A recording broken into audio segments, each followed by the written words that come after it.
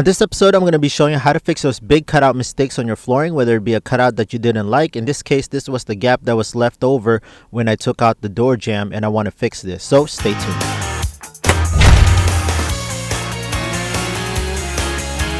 Welcome to Fix This House. If you're new to the channel, please consider pressing the subscribe and notification bell so you can always be in tune on DIYs, how-to videos, and product reviews that I do within this channel. As you can see, I just got done taking out my door. I want to replace it, and I even took out the door jamb, and this is the big gap that was left over, and I want to cover this up. I wanted to patch it at first, but I want to do it the professional way and just replace the certain amount of vinyl planks, and it will consist of taking off 2 planks in total. So the one at the top where I'm pointing right here, and we have to separate from the seams from the old, and it's actually attached with another one that I'm replacing right on the bottom of it, and this one extends all the way to the next plank right over. So this might be a little tricky. It will take 2 planks to remove, so I'm going to be showing that, taking this out. And just a quick tip for you friends: if you have flooring that was installed, be careful because this might void the warranty, so just take caution and handle this with your own risk. And if you want to tackle this job, it is very easy. I will walk you step by step. Okay, let's get to the first step. I'm using my floor suction cup. I use this to fix gaps on my flooring. If you haven't watched that video on how to fix gaps on your floor, I'll leave it on the top right corner. You can watch that video.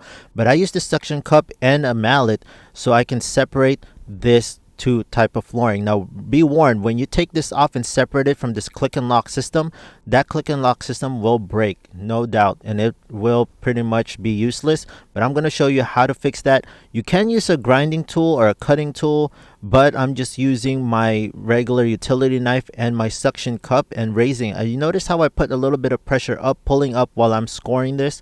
I don't want to make too much mess using a grinding tool, so I'm going to be using my utility knife and a little bit of these pry bars.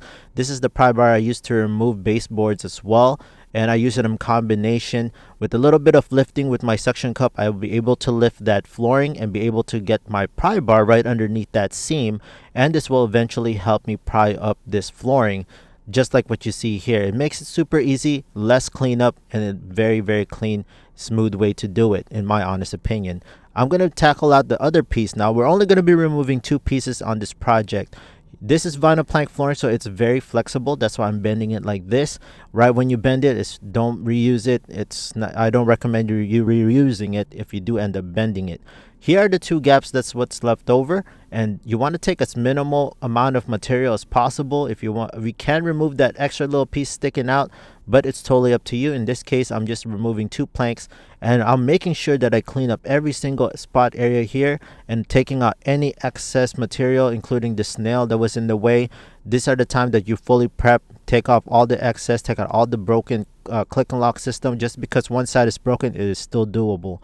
I'm taking this new piece now, and I am taking up measurements, placing it right against each area. Now it's better to just place it right against the area that you want to measure rather than taking a tape measure, because tape measures might be a little off.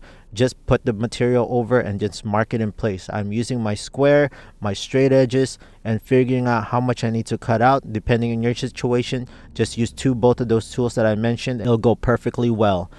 Now I'm just marking out what I'm going to be cutting out, doing the same thing on the other side, pretty much just mimicking the old material that I took out, but I'm making it a little bit better, a little more hugged to the wall. Now I'm going to be marking out the other side. Now this side, I'm pretty much just the click and lock system on this side is still good. That's why I'm saving that part. You're going to be cutting out the area that doesn't have the click and lock system, which is the other end of this vinyl plank flooring. I am using my tape measure because it's a little hard to get that area without getting the right measurements with using the tape measure. So I'm using my square to score it off. Scoring, or pretty much getting this cut, is very easy. Just use a straight edge. Use this case, I'm using my square, score the top, and just snap it on the back. It's kind of like doing drywall, where it's super fast and easy. Just score it and then just bend it, and it will pretty much snap, and you can cut off the excess from the back. Now what I'm doing is taking out my square, and I'm just marking off where the cutouts are. Now you can use any tool that you want. I'm using my Black & Decker jigsaw. All the tools that I use in this video, I'll leave it in the description down below if you were interested on any of the tools that I use. But this jigsaw makes it super fast, super easy to cut all these cutouts and interferences. That is just one of my go-to tools. Now you're going to go and test fit. Just because you cut it once doesn't mean it's going to fit perfectly on next. So you're going to be taking it out and pretty much cut it if you need to make any more cuts. I'm using my suction tool once again and using that to lift up the other plank floorings around it so I can get this squeeze right on the right and butted next to it. I'm marking off where I'm going to be cutting off a little bit of this click and lock system, but this is the other side of the click and lock. This is pretty much the tongue that I'm cutting out from this side, and I'm just relieving out what I need to cut out to meet up with the other piece that I put it right against to. Now you be very, very careful cutting this. You don't want to cut the face. You want to cut this in a 45-degree angle. I highly suggest that you practice on a piece just for practice before doing the actual, so you don't end up wasting material. I flip this over so I can shave off a little bit more on that 45 just to make it a lot cleaner and make this pretty much flush with the one that it's connecting to. So flip it over, use your utility knife and carefully just score or take out all the other things that you don't need. Now replace it and put it back and just give it a nice tapping with your tapping block and your little mallet. Now this mallet and tapping block also I'll leave in the description down below. I'm also going to leave this 2P10 on the description down below because this is one of my go-to adhesives that I like to use on flooring and baseboards. So check that out. I'm going to put it on the seams, and pretty much right when you put it on the seam, this will take about 30 seconds for it to adhere fully. If you use the activator, it'll be instant. Don't use the activator when using this, just use the regular glue. Now place it carefully and just with a little bit of tap with my tapping block, boom, you see that? It just pretty much, that seam disappears and it pretty much just locks in place beautifully. Put a little bit of pressure in there, put a weighted item on top, use some weights or whatever, or just hold it down for 30 seconds to let the glue settle. Now I'm placing the other material, my last piece. This is pretty much one of the trickiest pieces to work with, so please pay attention carefully. You're just going to place it right there when the tongue and grooves are, and you're going to trim that where that tongue is on that one end where it goes to the groove. Now, like what you did on the other one where you relieved the tongue, you're going to remove this carefully again. Take your time. There's no rush into doing this. You have all the time in the world, okay?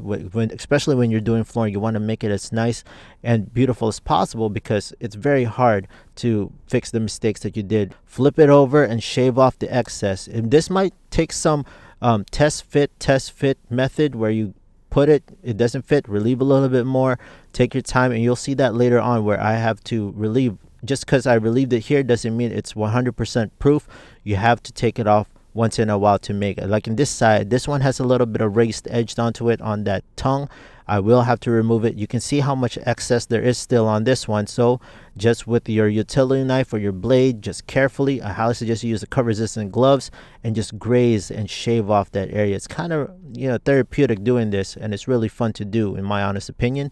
But double check now all the edges. Make sure you vacuum every single of this area. You don't want any debris underneath here because it will mess up your flooring and it won't sit up right. Place it onto where the tongue is on the one side, and this will fit perfectly on this side. Again, test and fit is the way to do it. Use your suction cup tool and press it and make sure that it's on locked. And in this case, I'm just testing it and tapping it right onto so that it clicks on the other side where the click and lock system is. And you can see that on the right side it sits flush, but on this left side I might have to do a little more tapping and probably a little bit more shaving. You see that it's a little raised on the left side, so I'm going to use my suction cup tool again, and I'm going to be shaving off parts where it is still raised. And I'm just going to take my time, make sure that it's nice and even out throughout the whole run, and vacuum out all the debris. You make sure you make it nice and clean under there, and again, do your taps, make sure that it clicks lock in place, and again, test fit. That's the trick to this. And take your time. Again, once you got everything nice and test fitted, take off the plank, use your CA 2P10 CA glue or whatever glue you prefer, and just apply it on the tongue itself on the other side, and then you're just going to put back this piece back on with I like using the suction cup tool because it makes it look like it's glass, but it's not. You can use this for glass actually, but you can also use it for vinyl plank flooring. Give a little bit of taps on each end. Tap on where that click and lock system on the right side is where I'm tapping. I'm using my 10 dumbbell weights. This is actually my wife's weights, workout weights that I borrowed from her. I can lift more, don't worry guys. But yeah, this is her 10-pound weights, and I'm just vacuuming out the area, tapping the rest of them. It's pretty much easy. Just tap and click unlock all those areas. When you're done, take out the weights, and this is what it looks like before. You see that big cutout? This is actually around 4 inches in cutout mistakes right there. That's where now this is where now is where my door is gonna sit. I can finally put the door jamb on this finished floor, and look at that. Looks like there's nothing that ever happened. It looks professional, and I hope you like the results on this. If you found value to this, friends, please hit that big thumbs up, press the subscribe and notification bell, because I have more vinyl plank flooring tips for you, friends, on future videos. So thank you so much. I'll see you on the next one.